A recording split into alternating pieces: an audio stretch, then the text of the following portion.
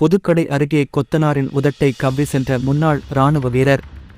கன்னியாகுமரி மாவட்டம் புதுக்கடை அருகே உள்ள வேங்கோடு பகுதியைச் சேர்ந்தவர் ராபர். இவர் முன்னாள் இராணுவ வீரர் ஆவார்.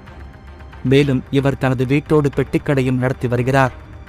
இவரது எதிர் வீட்டில் வசிப்பவர் லாரன்ஸ். இவர் வெளிநாட்டில் கொத்தனாராக வேலை பார்த்து வருகிறார்.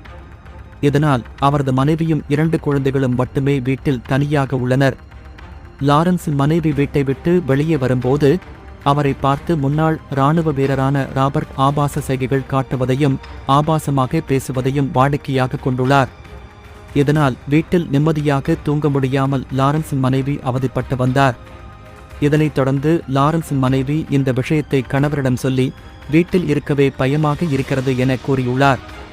இதனால் வெளிநாட்டிலிருந்து அவசரமாக லாரன்ஸ் ஊருக்கு திரும்பினார். பின்னர் இது குறித்து லாரன்ஸ் ராபர்ட்டிடம் தட்டி கேட்டுள்ளார். இதனால் இருவருக்கும் இடையே வாய் தகராறு ஏற்பட்டுள்ளது. இந்நிலையில் இன்று காலை தனது இருசக்கர வாகனத்தில் வீட்டிலிருந்து கிளம்பிய லாரன்ஸை இரும்பு கம்பியால் ராபர்ட் தாக்கியுள்ளார்.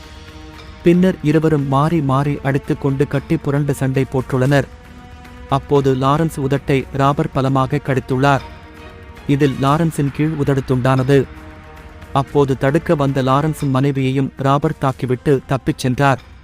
பின்னர் படுகாயமடைந்த லாரன்ஸ் மருத்துவமனையில் அனுமதிக்கப்பட்டார். தொடர்ந்து அங்கு அவருக்கு தீவிர சிகிச்சை அளிக்கப்பட்டு வருகிறது. தொடர்ந்து இது தொடர்பான புகாரின் அடிப்படையில் போலீசார் வழக்கு பதிவு செய்து முன்னாள் இராணுவ வீரர் ராபர்ட்டை தேடி வருகின்றனர்.